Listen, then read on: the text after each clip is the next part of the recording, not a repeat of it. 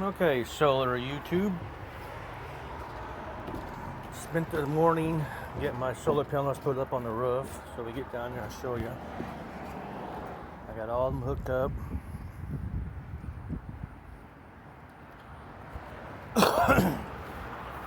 Not quite there yet. Alright, see them up there? I got the 200 watt JJN bifacial. Then I got my 400 watt eco-worthy solar panels. Everything's hooked up. They are at 42 degrees right now. It's kind of high, but it's getting winter time, so that should be fine for now. I have them sit at 34 degrees, but the roof was angled, so started to show right there. So I got the fridge plugged in. So the main, got 400 watts is going in through charge controller. It's 220 watts right now, 218. It's going through the charge controller, charging up the batteries. That one's already charged up. That one's about charged up. The fridge is currently off. I've been running this for about half an hour now. Then I got the second string. That's this mess here. That is going to be, that's 200 watts. It's going to be powering an EB3A. An EB3A is going to power like fans or lights or some stupid stuff like that. So I had to go on Amazon because this first one here is the 50-foot and it goes right into the house. The second one was a 30-foot that I had, and it's just not quite long enough. So I ordered me another 50-foot. So let's get back up there and swap them out. I had no big deal on that one. So starting experiments, starting to see how long I can run the fridge off of 200 amp hours. It's nice and sunny like this. I shouldn't have an issue at all. The watt's going to go down because the charger, let's see, there we go. As that fridge kicks on, it just kicked off, so it'll be a while. So I gotta get this mess cleaned up, and that's what I'm working on now. Going on Amazon and ordering parts. So I'm going to put my two batteries, take the battery out of the box, and put the two batteries on the bottom shelf. Have the wires come up from behind into the bus bar. So I'm gonna have the bus bars probably. Oh, let's get them out here for you real quick. Bag of goodies. So I'm probably gonna have the bus bars sitting in the back, something like that. So I'm buying a 3-foot cable, a battery cable, so I have plenty of cables to mess with. Because they say you want all your cables to be the same length. So roughly, I think I'm going to run the two bus bars, something like that, so the batteries can come out this way. Maybe have the charge, having my PERT inverter, something like this, so we can grab the first slot of each one. And then I am needing, that, so I'm needing a Anderson. Need that connection. I don't have that. So I need an Anderson plug into 3/8 ring. So Anderson to ring. Yep. Cool. So, excuse me. I don't want to undo this box yet because this is a portable system. So, I'm getting a Victron charge controller. I'm going Victron. Excuse me. Eventually, it's all going to be Victron. That's just, they're the expensive ones out there, but also they're the best. So, Oh, that's real nice. That's funny because that didn't make sense because it's a red bus bar but it has a black screws on it. That's hilarious. Yeah, I'm not digging for that now. Oh, there it is. Couldn't find my angle. It was laying on the ground. So something like that on a piece of plywood. I got the plywood right here. Oh no, I don't have the plywood. I gotta buy it. And that one's going for the window. So yeah, roughly it's going to be something like that. The batteries, cables will come up from behind, and then I'm not quite for sure. I haven't put the chart. I'm going to put the inverter here. We're running, probably this bus bar, this boat, and then that boat, and then from here to the end of the bus bar is going to be the solar, and the two middle ones are going to be for the batteries. Both positives going to go both positives, both negatives and both negatives, something like that. And then I can't probably have to set these. They probably fit straight down on the bottom shelf. They're 8.5 inches. That's 8.5 inches. But I'm going to leave the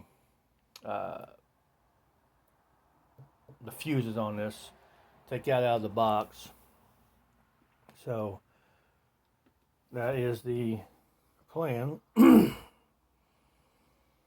Yep.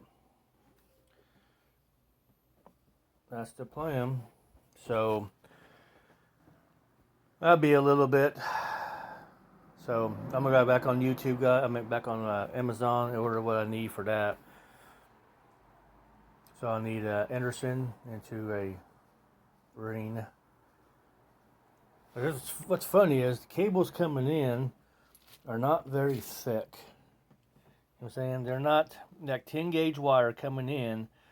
But for some reason, when you're going out of the charge controller, it's got to be a thicker gauge. That never made sense. You got 400 watts coming in, 400 watts going out. I don't understand that wiring aspect of it, but I'm going to leave it the same. And then from the battery, from the charge controller to the battery, I'll probably leave the same gauge. I don't know what this gauge is here. I'm going to take a look at, what is that gauge? It is a...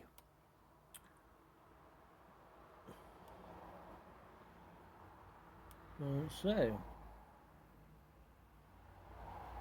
Oh, 6 gauge. You probably need to go a little bit. Well, I'm probably put 6 gauge into the batteries, and then from the batteries, 6 gauge is going to go from probably from the box there to that's going to be my solar in. I gotta have cutoffs. I don't know. This is probably the toughest part of this is designing an actual system, because I gotta have a breaker, so I need a way to shut up. Well, shutting off the solar is gonna be easy. You just unplug it. So I don't need a cutoff switch for the solar. I don't need fuse the solar because it's fused up on the roof. I got 2S 2P configuration. And so I got the 5.55 amps a panel, so I got it paralleled. So you're looking at, like 12 amps, about 12 amps. So I got a 20 amp fuse in them. So up there on the roof, so I'm not worried about disconnecting it. I disconnect here. But I do have a switch that I will run from I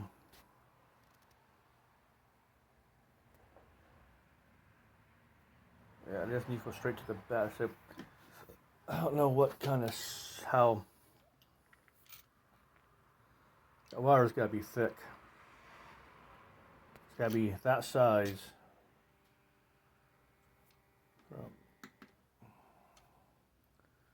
That's charging that. That's the second string. That's the 200 watts. Okay, anything running on that one. Well, all right. Well, I'll let you guys go. It's hooked up, so I just got to figure out how to design this, and I got to figure out what size to gauge the wires and all that good stuff. And that's part of it that I really don't know. They got a nice fuse block here that will fit in between this, so I don't know if I want to switch before this or after this. I'll probably put the switch before this. I don't know, but yeah, it's gonna have to go in some way. So all right there, guys, you have a great day. So this is the system up and running, and I'm going to be doing just gonna let it run. Let's see how long I can run. You know, run the fridge. Right now it's not on. My batteries are topped off. So I use this 200 watts, 190, 200, and I pull in that much. Got 400 watts up there, so it's a nice sunny day. So I should be, technically, I should be running nothing. You know, I should be running off the sun. And then I think I'm gonna use the piece of plywood in there, and use these to come in. I'm not quite for sure yet, but yeah, stick them in there, something like that. Be on the reverse on the outside. I'll have the stuff go in through there. I don't quite know how I'm gonna do that one yet, because I can't bring it in through the wall. I just can't bring it. There's nowhere to bring it in except for the window. And so I'm thinking is, cut that down by half, just shut it down a little bit lower, and put 2 of those roof mounts on, and then I can always tape up around, put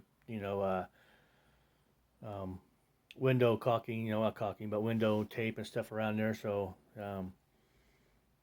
no cold air is getting in.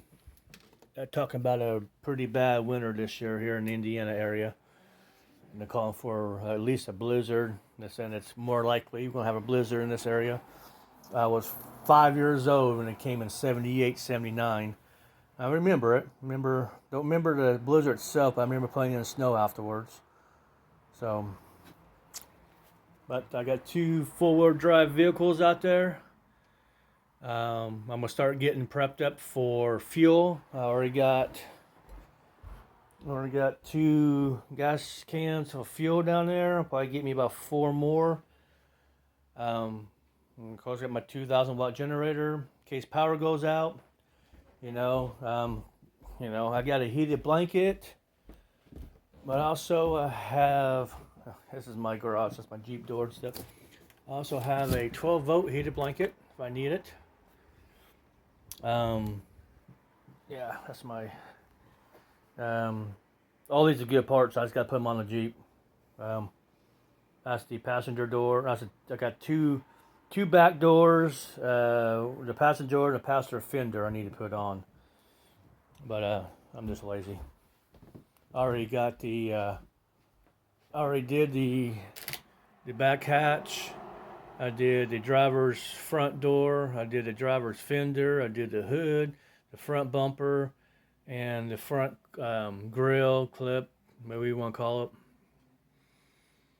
But she's coming along. I got the rockers, floor pans. I got all that stuff. It's just, that's my garage right there. I got to do all that stuff out there, and I don't want to do it out there. Landlord really doesn't want me to do it out there anyway. I don't blame him, but I got doors, so I'm making those doors gonna be removable. So got the pins coming. They haven't been here. It's been a while. I ordered them like 2 months ago. I haven't received them yet. I gotta call and find out. All right, so everything's charged up. We're not using anything yet. Blue Eddy is not doing nothing, so we're all topped up. So I'm gonna get off of here and try to figure out, watch more videos and try to figure this system out here. Do I want to switch before the fuse or after the fuse? I'm not right now. I'm not worried about having. Oh, the main system I'm going to install here, the permanent system. I'm not using this. This is just, I designed this just to be portable. Okay. I'm not going to shut the lid and try to run this with the lid shut because it's going to be heat buildup, whatever. If I ever do that, I'm going to put a couple fans on the side here blowing across and having the exhaust on one side or something. I might put the fan, redesign that and pick that up off the ground a little bit because I got a lot to go. Pick that off the ground a couple inches and have a couple fans. That's and put some feet on this or something, so have the air blow up onto it, something. But a guy commented, somebody commented, I'm going to toast my. No, I'm not going to toast them. They've been running for months. If I do close the lid, yes, that is, and it's off the ground. It's it's probably quarter inch off the ground, so there is movement there. It's by the window. We do get a breeze. So, but if I do close the lid or move it into a hot area where there's no airflow, then it's going to get hot. But it's no difference than mounting it to a piece of plywood or mounting it to your wall. You know what I'm saying? There's no difference. But I got it here by the window. I do get pretty good breezes through this. But it's not. But I did design this to be portable. I got to finish up connecting. I got all the parts. Got to do it. The other charge controller. I got several videos on that one. I just bought the wrong one. I didn't read the description, and I can use that as a MTTP, but I got to buy the screen so I can go in and program it. But by default, it's for your lead acid and all those chemistries.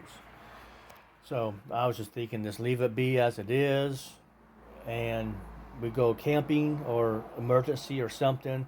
This is portable. Unplug it, and then, in the situation we can just, I got all the cables. That goes from Enerson to your charge control, to your MC4s. So I mean, it's just that, and I got the other right down there. So coming out into whatever. So it's just to be portable. So my main system is just, like I said, going to be Victron. So this is going to be out of the equation. It's going to be Victron. So from that point on, then I just bring the solar straight in to the charge controller and straight out charge controller into the bus. But for now, this is how it's going to be. Because Victron is pretty expensive. I got to buy a piece at a time. Maybe a piece a month or a piece every 2 months. The charge controller is going to be pretty hefty. Because I'm thinking about, I would at least want 1,000 to, I want like 1,200 to 1,000 watts on that roof for my main system. How can I say this? I want to go 4 days without solar. So therefore, I need more batteries, at least 6 more batteries, I think. Maybe 2 more work, 400 amp hours, I don't know. But I at least need, I think, about 600 amp hours. And then I think how I designed this system here is it's going to take about 800 watts to charge these batteries in 3 hours. That's how I figured that out. You take your total watt hours and you add that together, then you and do that math. And in the wintertime, we get about 4 watt hours, but I put it down to 3 watt hours just in case. So we average about 3 watt hours in the wintertime. And so I designed a system on that basis. So in the summertime, we get like 6, I want to say 5 or 6.